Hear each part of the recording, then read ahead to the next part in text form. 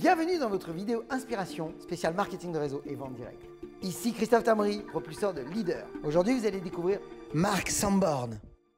Parce que la prémisse principale de l'événement aujourd'hui est que n'importe qui, n'importe où et à n'importe quel niveau peut être un leader et peut exercer une influence positive. Il y a de nombreuses années, une jeune femme de 19 ans était à l'université et comptait bien devenir enseignante.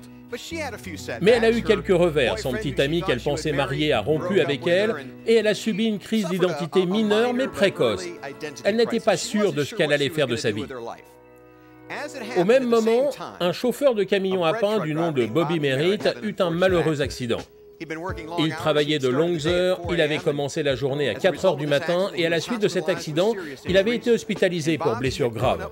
Et Bobby avait grandi en croyant que si vous travaillez dur pour une entreprise, elle prendrait soin de vous. Mais cela ne s'est pas avéré être le cas pour Bobby. Il a été privé de son droit d'emploi et décida de se lancer seul. Il lut les annonces et découvrit que quelqu'un cherchait un associé directeur dans un restaurant à Las Cruces, au Nouveau-Mexique, où il vivait. Le nom du restaurant était Sonic.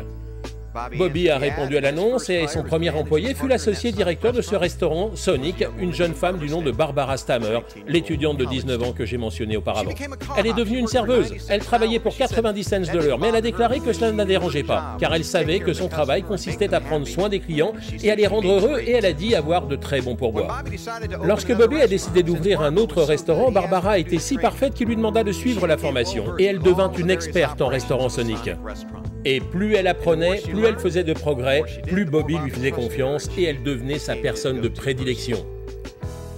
Elle dit que pendant 15 à 20 ans, elle n'a jamais eu de titre. Elle a accepté de plus en plus de responsabilités.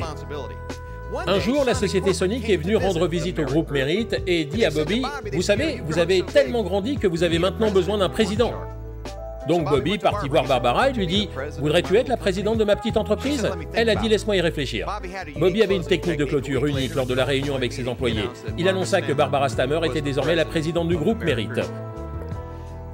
Aujourd'hui, le groupe Merritt exploite 130 restaurants Sonic, fait 160 millions de dollars de revenus, emploie 5500 employés et affiche l'un des chiffres de performance les plus élevés de l'ensemble du secteur.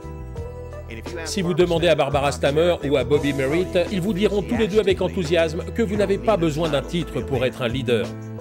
En fait, je suggérerais qu'avant de pouvoir espérer devenir des leaders titrés, nous devons d'abord être des leaders sans titre.